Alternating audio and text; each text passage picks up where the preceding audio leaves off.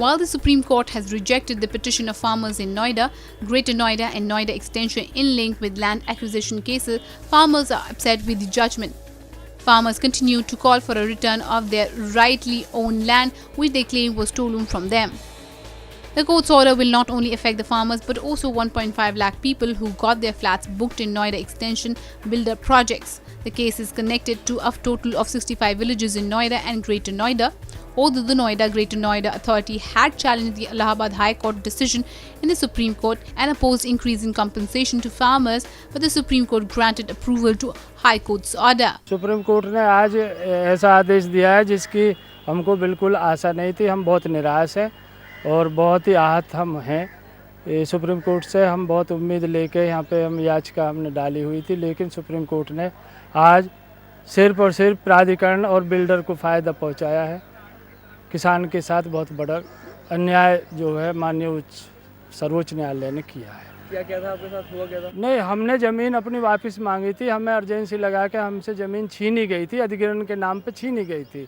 और हम ये कह रहे थे कि काहे की अर्जेंसी है, जब खेती हम अभी भी कर रहे हैं, तो हम मौके पे खेती कर रहे हैं, तो हमारी ज़मीन ज़बरदस्ती क्यों बिल्डर को छीन के दी जा रही है? हमारी ज़मीन हमें वापस दो।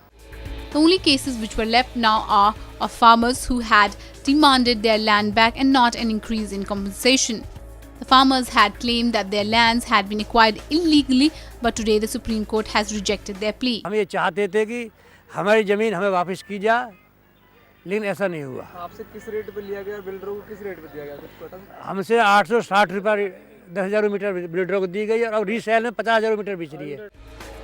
Allahabad High Court on October 21, 2011 had directed Noida and Greater Noida Authority to give 64.7% increased compensation to farmers and 10% portion of developed plots. Supreme court ने जो है इलाहाबाद हाई कोर्ट के फैसले को बरकरार करते हुए ये कहा है कि जो इलाहाबाद हाई कोर्ट ने 60% 64% मुआवजा बढ़ाया था और 10% जो डेवलप्ड लैंड थी वही फैसला सही है, अधिग्रहण को रद्द नहीं किया जाएगा।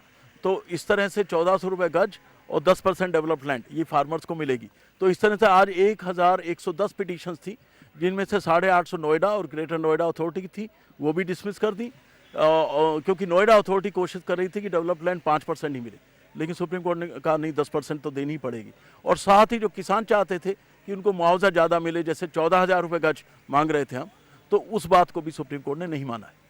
आगे क्या स्टैंड उठाएगी? अब आगे किसान जो है सोच रहे हैं कि उनके साथ जितना न्याय होना चाहिए था उतना नहीं हुआ है। हाँ, आंशिक रूप से उनको 10% की रिलीफ मिली है डेवलप्ड लैंड की, तो वो जो है रिव्यू पिटीशन, पुनर्विचार याचिका जिसको बोलते हैं, और उसके बाद क्यूरेटिव पिटीशन यानी 5 जजों के सामने तक, जब तक इंसाफ नहीं मिलेगा किसान लड़ते रहेंगे। Powered by NNIS.